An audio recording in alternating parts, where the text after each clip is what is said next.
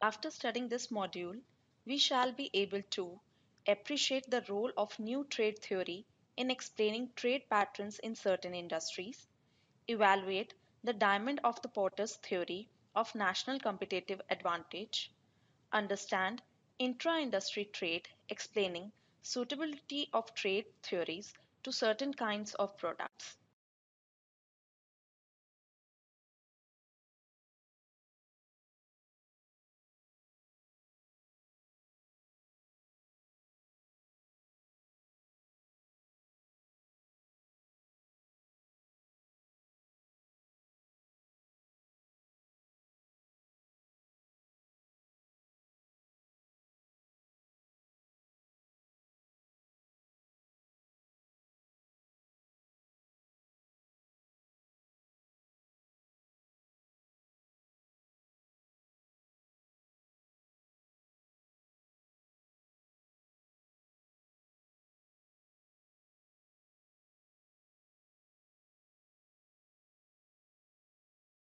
We must be aware of country similarity theory and product life cycle theory.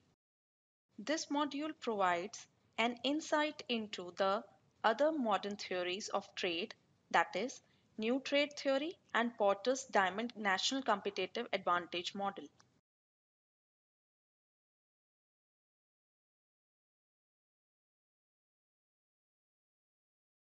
Comparative advantage theory was based on constant returns to scale.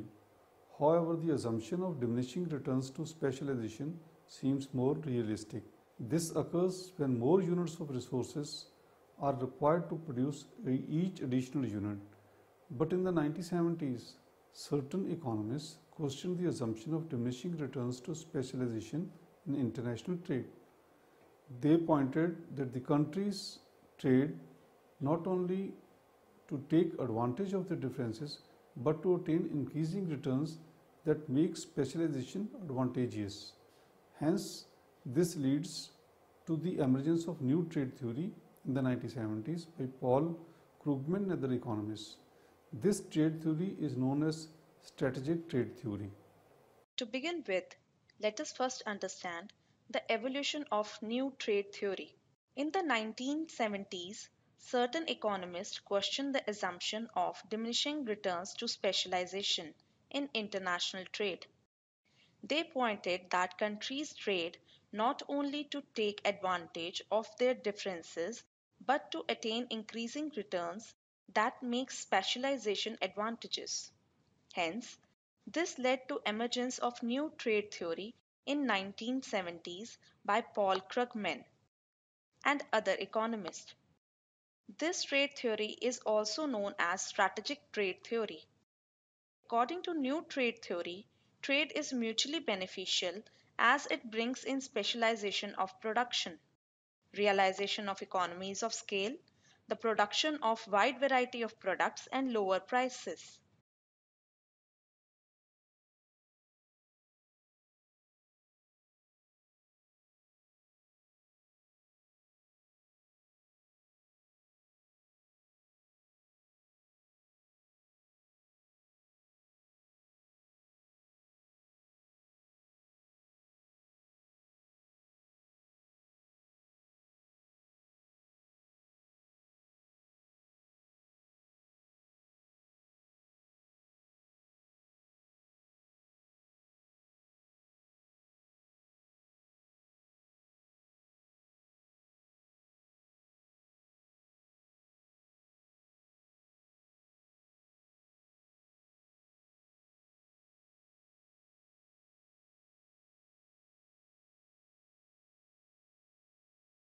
Let us understand the pattern of international trade through various contributions made by new trade theory. The assumption of increasing returns give rise to imperfect competition that prevails due to economies of scale. There is a proposition that inter-industry trade determines the factor of Heckscher-Ohlin theory, whereas increasing returns which result from specialization within the industry drives intra-industry trade. Thus, there is a coexistence between comparative advantage from factor endowment differences, and increasing returns from economies of scale. Importance of externality is realized by new trade theory in international trade. Externality prevails when the action of one agent directly affect the environment of another agent. Government policies, political relations between the countries, consumption difference between different cultures, etc. are included in externalities. These externalities are considered as alternatives to comparative advantage which directly influence international trade. Several contributions have been made to the understanding and development of international trade. An industrial organization view has been incorporated in the new trade policy, where new trade theorists argue that increasing returns to scale prevail due to economies of scale. Economies of scale are the reduction in the cost per unit as a result of the large quantity of output. The assumption of increasing returns gives rise to imperfectly competitive markets. For instance, automobile companies experience economies of scale by manufacturing large quantities of automobiles from an assembly line where a unique task is performed by each employee. Thus, by analyzing the major impact on economies of scale, trade will result in enhancing the variety of products available to consumers, and simultaneously there will be reduction in the average cost. New trade theorists suggest that factors of Heckscher-Ohlin theory are determined by inter-industry trade. On the other hand, increasing returns which results from specialization within the industry drives intra-industry trade. Hence, there is coexistence between the comparative advantage from factor endowment differences and increasing returns from economies of scale because of differences in the application of inter versus intra-industry trade. Importance of externality is realized by new trade theory in the international trade. Externality prevails when the actions of one agent directly affect the environment of another agent. Government policies, political relations between countries, consumption differences between different countries and cultures, etc. are included in externalities. These externalities are considered as alternatives to comparative advantage which directly influence international trade. The new trade theory focuses on 2 points: increasing product variety and reducing cost, and economies of scale, first mover advantages, and pattern of trade. Thus, this theory requires industry with high fixed cost. In industries where there are substantial economies of scale, world market will profitably support few firms. Competitors may emerge because of first mover advantage. However, government also play a crucial role in instituting strategic trade policy to assist industries in achieving national competitive advantage to make a shift from perfect competition to managed competition. This theory mainly covers oligopolistic industries.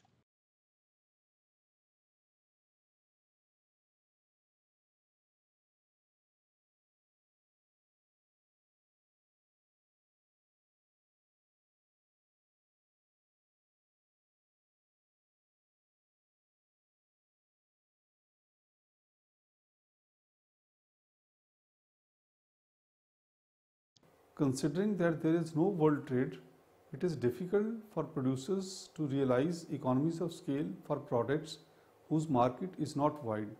Thus, this results in limited production of products in the market.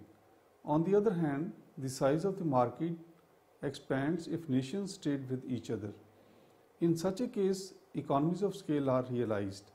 According to the new trade theory, trade is mutually beneficial as it brings in specialization of production, realization of economies of scale, the production of wide variety of products and lower prices. International trade is also influenced by economies of scale and first mover advantages. The advantages that accrue to early entrants into an industry are first mover advantages. The output that is required to achieve economies of scale signifies a larger proportion of total world demand of that product. Under such a situation, only few firms get support and the firms first to establish enjoy the first mover advantage. Thus, it is concluded that new trade theory helps in realizing economies of scale, incorporating real life imperfect competition in international trade, and also suggesting intra industry trade between nations.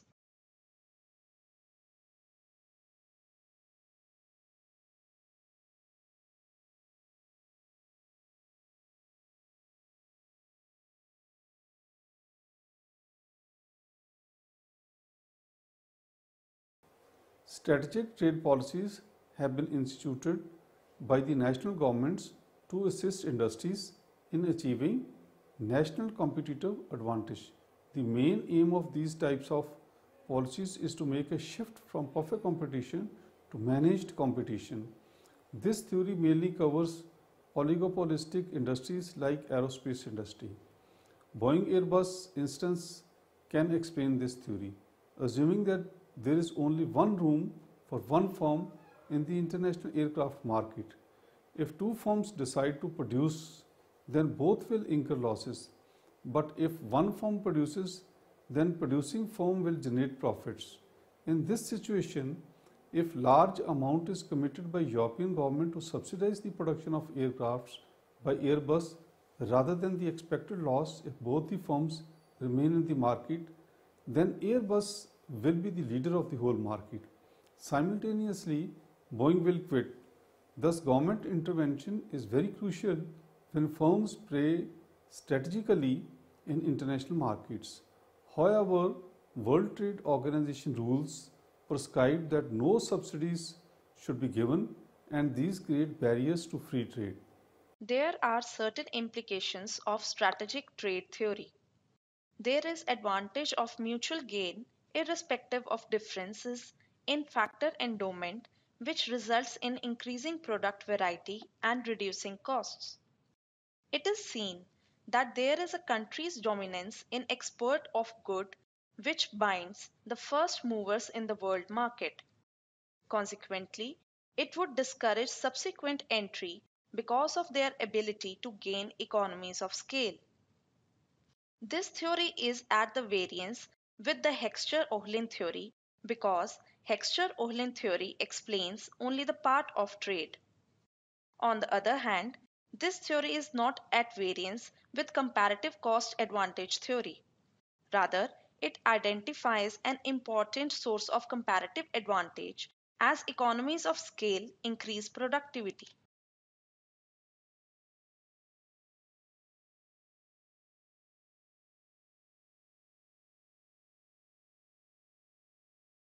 The strategic trade theory suggests that trade provides an advantage for mutual gain irrespective of differences in resource endowments. This results in economies of scale, that is, increasing the variety of products and lowering the cost.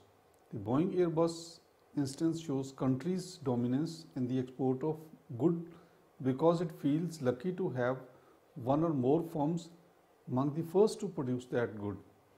The first movers in an industry may get locked in the world market that discourages subsequent entry because of their ability to gain economies of scale. Hexer-Ohlin theory explains only the part of the trade which is at variance with new trade theory.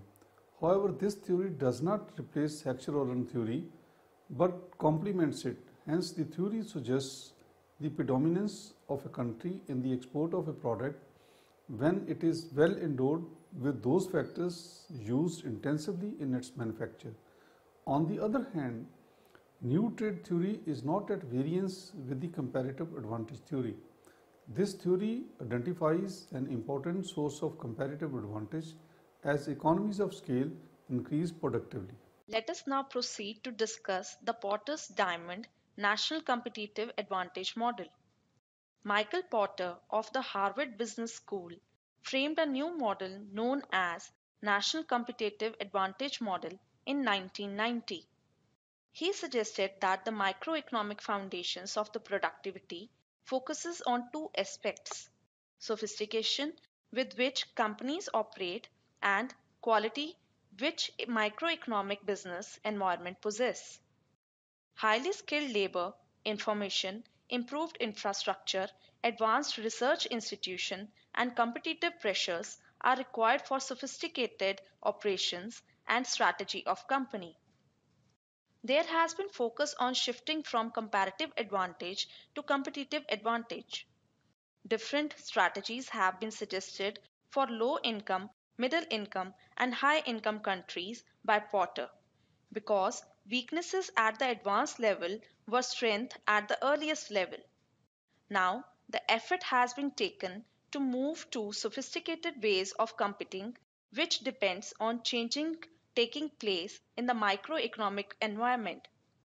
This microeconomic environment has been termed as determinants of national competitive advantage. The early trade theory emphasizes on the country or particular nation and analyzes the factors which enhance competitiveness.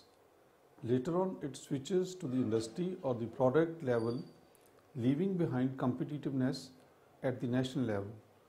Now, the attention has been paid to how the conditions can be altered within a country by countries, governments, and private industries so as to maintain the competitiveness of its firms. Michael Porter of Harvard Business School is the renowned leader in this research area. In 1990, Michael Porter framed a theory of national competitive advantage that is originally published in his book, The Competitive Advantage of Nations. He felt that old theories of international trade explain only a part of the story. Thus, his task is to explore the achievements of international success in a particular industry by a nation. Initially, countries' competitiveness was intuitively measured so as to determine its share in the world market. However, the real measure of competitiveness is productivity. Through this, nations will get support of higher wages, return on capital, strong currency, etc. Moreover, it is the companies that export rather than the nations. An economy cannot achieve comparative advantage unless the companies operating there are competitive. The microeconomic foundations of productivity focus on two aspects: the sophistication with which companies operate and the quality which microeconomic business environment possesses. Four broad areas have been defined by Porter to shape the environment in which local firms compete and which lead to creation of national competitive advantages. These are factor endowments, demand conditions, related and supporting industries, firm strategy, structure, and rivalry. These attributes form a diamond. Success occurs where these attributes exist.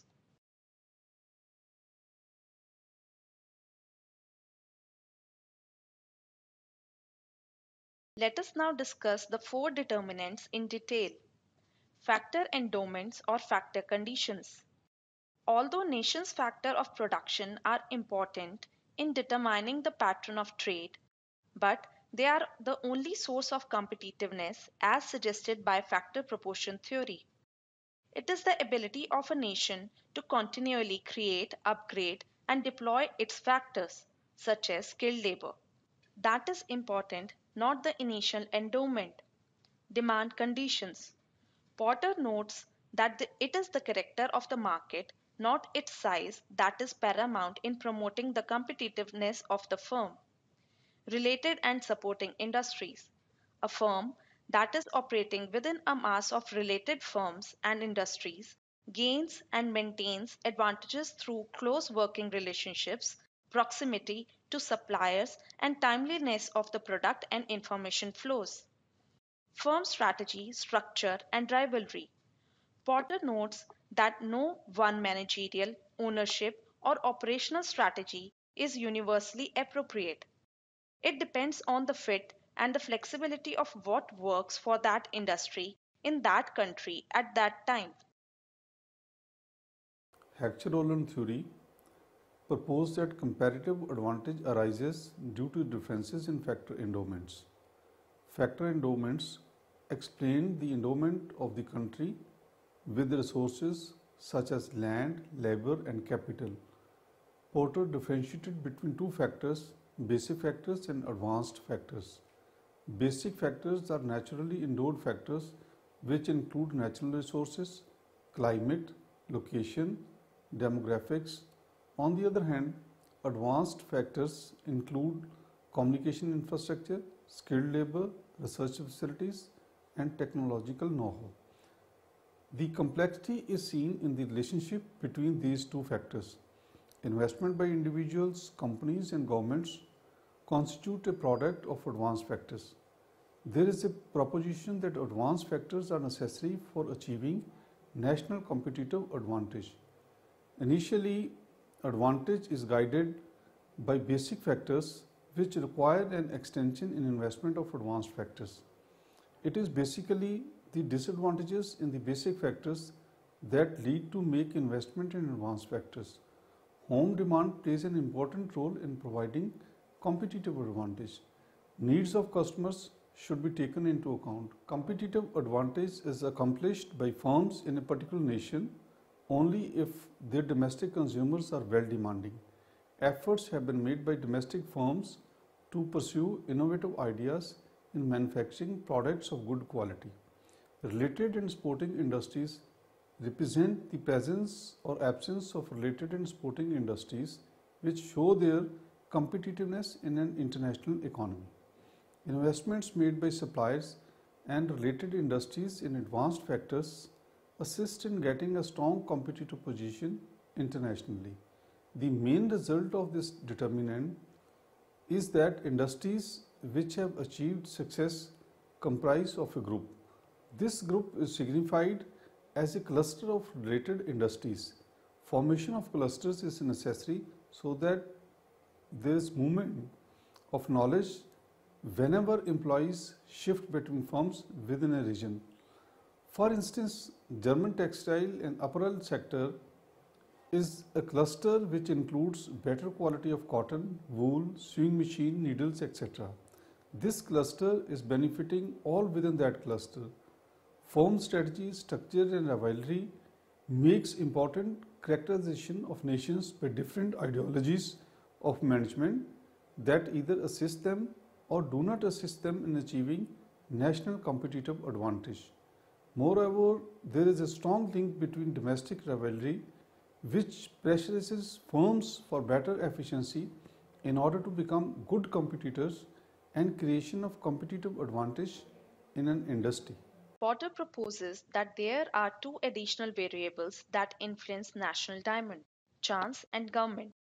Chance events such as innovation and creative idea can reshape the structure of industry, and the other one is government, which can detract from or improve national advantage by using its policies.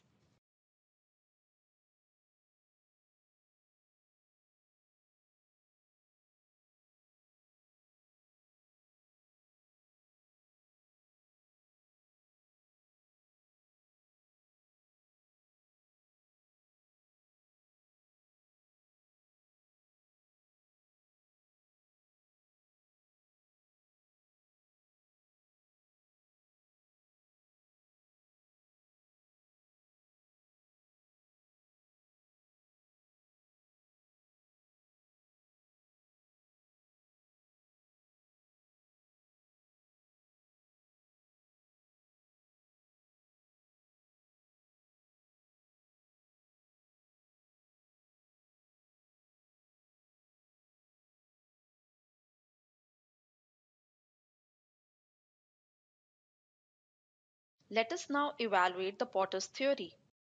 This theory is a hybrid theory which shows that the presence of all four determinants is essential for diamond to achieve the national competitive advantage.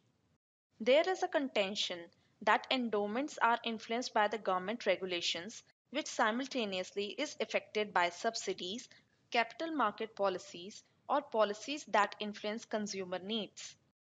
Related and supporting industries are influenced by the government policy that influence firm rivalry through tax policy, antitrust laws, etc. This theory creates a favorable environment in which Firms are actors who actually participate in international trade. Countries should be exporting products from those countries where four components of the diamond are favorable, while importing products in those areas where the components are not favorable.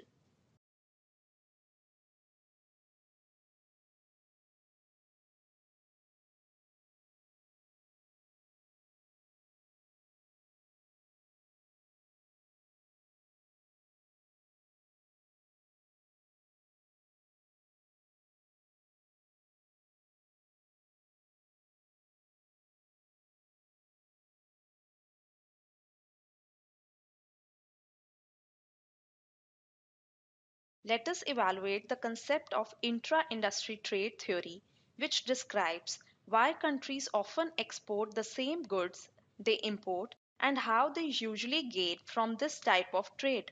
Here, the meaning of industry is to be clarified.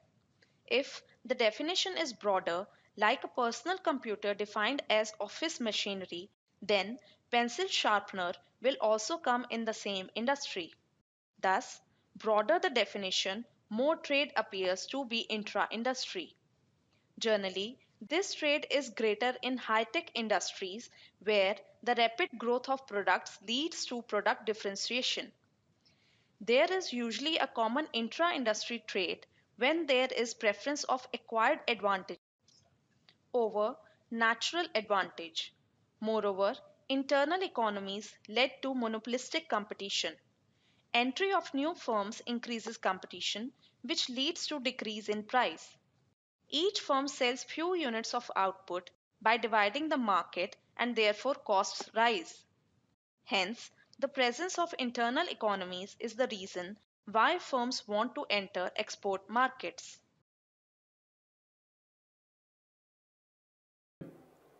It is known that traditional theories are useful for homogeneous, undifferentiated products, whereas modern theories are useful for heterogeneous, differentiated products. New trade theories relax the assumptions of constant returns to scale. These theories are based on the premise of the economies of scale or decreasing costs. New trade theories also rely on imperfect competition. Evidence shows that intra-industry trade is greater in high-tech industries where the rapid growth of new products leads to product differentiation. As nations' income increases, this kind of trade also increases. Big firms experience the advantage of internal economies, but in case of external economies, the size or scale effects are located in the industry, not the firm. International economies lead to monopolistic competition. Entry of new firms increases competition, which leads to decrease in price. Each firm sells few units of output by dividing the market and therefore costs rise. Hence, the presence of internal economies is the reason why firms want to enter export markets. Benefits of intra-industry trade are: market share is enhanced, which leads to decrease in costs. Increasing competition pressurizes firms to pass their lower cost of benefit to consumers. By analyzing the advantages of intra-industry trade, it is concluded that the pattern of international trade enables these firms to produce effectively, thereby achieving higher efficiency, which would raise everyone's income through reduction in prices. This would also increase consumer choices.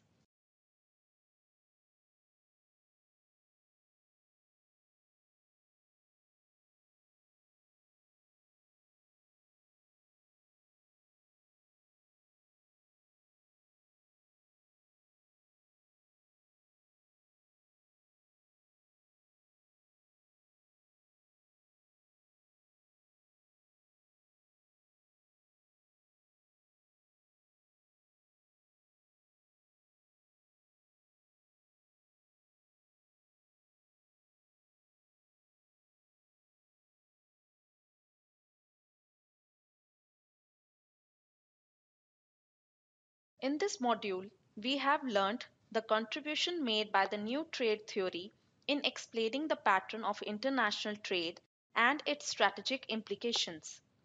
We have also discussed the Porter diamond theory, that is, national competitive advantage theory. Further, we have also discussed the concept of intra-industry trade theory and benefits of intra-industry trade.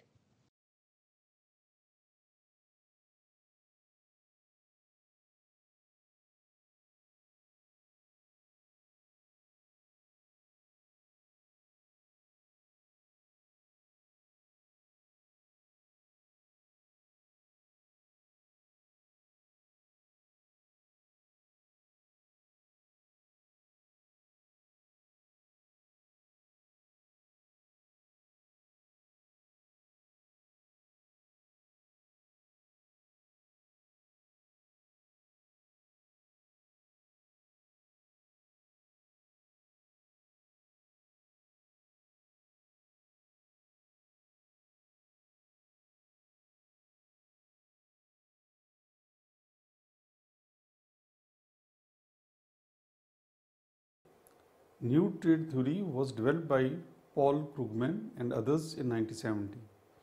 This theory focuses on 2 points: increasing product variety and reducing costs and economies of scale. First mover advantages and the pattern of trade. New trade theory describes that in industries where there is substantial economies of scale, imply that world market will profitably support only few firms. However, countries may predominate in the export of certain kind of products because they had a firm that was the first mover in that industry. Some new trade theories have promoted the idea of strategic trade policy. Porter's theory of national competitive advantage focuses on broad areas: factor endowments, demand conditions, relating and supporting industries, firm strategy, structure and rivalry. These four determinants constitute a diamond.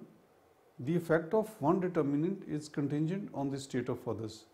Two additional variables that influence national diamond are the chance and government. Chance events such as innovation and creative idea can reshape the structure of industry. On the other hand, government can detract from or improve national advantage by using its policies. Intra-industry trade is the trade within the same industry. For example, steel for steel. Intra-industry trade is based on imperfect competition, economies of scale and product differentiation. New trade theories are suitable in high-tech industries showing heterogeneity of the products. Hence, theories of international trade are crucial to an individual business firm because they can help the firm decide where to locate its various production activities.